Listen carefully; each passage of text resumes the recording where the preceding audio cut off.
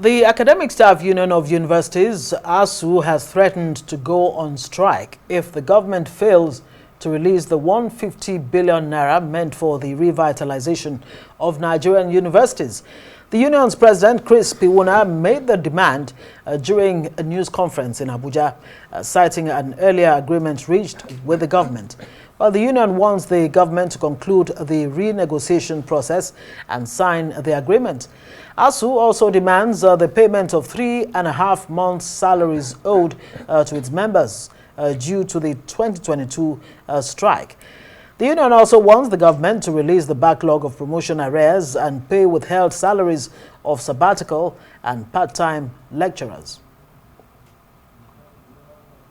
Joining us on the news is the president of the Academic Staff Union of Universities, ASUU, Professor Piwuna. Thank you so much for joining us on the news tonight. Thank you very much. I think congratulations are in order. This is about your first interview, TV interview, since you took over the reins of ASUU. Welcome to Arise News.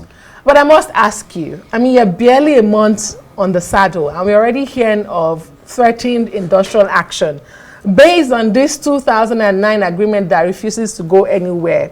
Why has it become a never-ending situation, this 2009 agreement? Can ASUU and the federal government ever let it go? Well, thank you very much. And perhaps you keep the congratulations until I do well. Okay, that's fine. At the end of it all, I will be deserving of it. But thank you very much. The issues have been, like you said, out there. Nigerians know about it. The government, we've been engaging over 8 years now. And we think we moved from Babalakin SAN to Muzali Jibril to Neme Briggs of blessed memory, and then Yaya Ahmed now. So at each of these negotiations, engagement with government, we get to a point where we agree with the team, except with Babalakin. We always have had a draft agreement, between us. And this sticky point is where government agents, or rather the government team, would have to go back to their principal, those who appointed them into the committee, get their view on the matters or the items that we've agreed to, get back to us. And that's where we are. That was where we were with Muzali Jibril. That was where we were with Neme Briggs. That is where we are with. So it is not on our part. We're not the ones who is delaying or dragging our feet. We think government just needs to look at what we've agreed with their team, get back to us, tell us the things they've accepted, tell us the things that they are not happy with, and we can talk it over. And so we think this will be done quickly with this government. We have some assurances from the Honorable Minister of Education, and we hope that he will keep to his word and ensure that this thing is resolved as quickly as possible, because truly our members are getting restive as a result of that. It's one of the key things, like you said, that we've over time hoped that government would address and we move on. This agreement, as you know, is 2009. Yes. 2009. In another 3 years, it will be like 20 years or so. And we're still at it. A child born when the agreement was signed is about getting to the university to come and join the threatened action. But there are some good signs that makes us feel this may be different. This is the first meeting with government that ministers of government are attending the meetings. When we met with Yaya Ahmed, the times we've met with him, the Minister for National Planning, Senator Bagudu, was there. The Minister of Labour had attended our meetings. And so we think that is a good sign.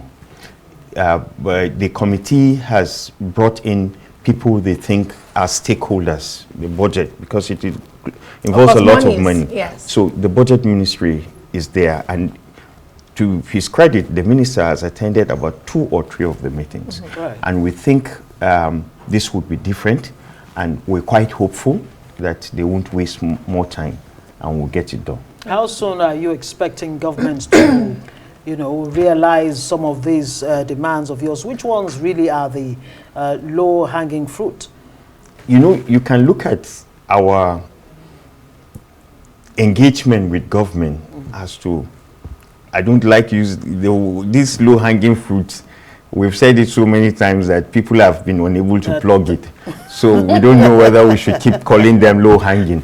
But which ones are priority? See, the agreement is priority to us. The totality of the agreement? The totality of the agreement, because in the agreement we have things about academic freedom, we have autonomy, we have funding of the universities, we have some other miscellaneous items that would address to a very large extent the problems that we think we face. We also have some issues. The issue of our 3.5 months salaries. That would appear quite easy. The salaries that have been withheld initially was 7.5 months. The president came and paid 4 months.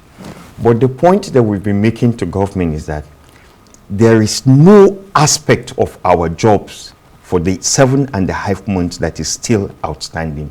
We went back to class, we had lectures, we conducted exams, we marked the exams, it went to Senate, we sat in Senate, we approved the results. Students have made progress in their lives based on that report, that result of that session. They've gone for service, they have finished service, they are back. We thank the president for giving the 4 months. We appreciate him. But 3.5 months is still outstanding. And wherever the spirit that got him to pay the 4 months is hanging, we are determined to go and find that spirit to follow him. But which of these your demands really have far-reaching impact in terms of, reforms, long-term reforms that will strengthen higher education in Nigeria? See, the agreement would do that, because the agreement would, to a large extent, address the issue of funding. The issue of funding is connected with research. We can't make progress without research. There is a disconnect in this country between the architecture for policy and research. So we plan without facts. If you fund the universities properly, the universities can conduct research that is creative, that is innovative, that can promote development, that can form the basis for research, for policy. But what we have now in Nigeria is all the policy, the research data needed for policy has been outsourced. So those who are doing it are consultants who are friends of government, or even the government people who are tasked with bringing out the policy. They have become consultants, and they are not using our universities. We have 66 research institutions in this country, just research. We have over 290 universities, but nobody is using our research. Professor Piwuna, I have 2 questions to ask you, but I will not lump them together. And just to reiterate, the 7 months or 7.5 months you referred to, I recall it was a no work, no pay policy under the previous administration of President Muhammad Buhari, right? Just to clarify, it was that no pay, no policy, or no work, no pay policy, rather. So it's my question. ASUU is calling for a national education summit. What would you want that summit to achieve? And I mean, under your watch, what should Nigerian universities and Nigerians at large look forward to? Hopefully not industrial action. Can we have one ASUU president not lead an industrial action? We hope so. And I hope I will be that president that will not go on, that will not lead my people on strike, and yet we have everything that we want. That is what I think we should. And if you look at the Nigerian society, the Nigerian society is built on relationships. So you have a neighbor that you want to see and you can't get across his gate. And you've lived with him for years. The security man in his house can get you to see that man. Okay? We have passed vice chancellors that are in good standing with the union We have past vice chancellors that have distinguished themselves, men of integrity in this society. We have even other unions on campus. I just hope that going forward, we can identify all these individuals that believe in the things that we're struggling for, that can speak for Nigerian education, can speak the language ASUU speaks, really. Right. Tell government that these things need to be done. Okay. And we're looking forward to connecting with them. Professor Chris Piwuna, consultant psychiatrist, is the newly elected ASUU president. Thank you very much for joining us on News.